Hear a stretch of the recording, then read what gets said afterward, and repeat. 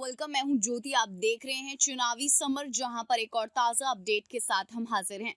CAA NRC पर supreme जज हुए हमलावर।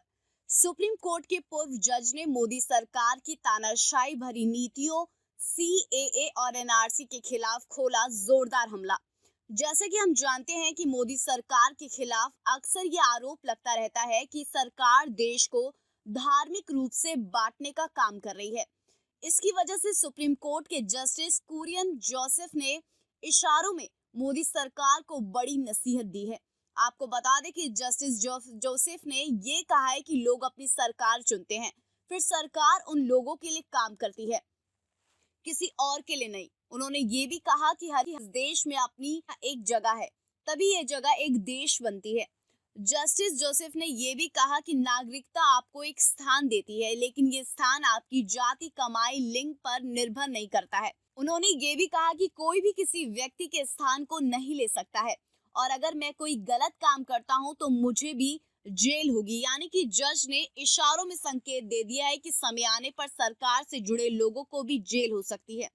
जस्टिस जोसेफ ने ये भी कहा कि हर नागरिक को अपनी बात कहने का अधिकार है, और जब आपको ऐसा करने से रोका जाता है तो समझिए कि आप लोकतांत्रिक देश में नहीं हैं और आपके पास कोई लोकतांत्रिक अधिकार नहीं है। उन्होंने कहा कि संविधान में वक्त वक्त पर जो बदलाव किए गए हैं वो भी इसके मूल सिद्धांतों को खत्म नहीं कर सकते हैं। वहीं जस्टिस जोसेफ ने ये भी साफ साफ कह दिया कि भारत का सेकुलरिज्म यही है कि हर कोई अपने धर्म का पालन कर सकता है। साथ ही संविधान का आर्टिकल 25 हमें इस बात की छूट देता है कि किसी विशेष धर्म का होना आपको अलग नहीं करता है।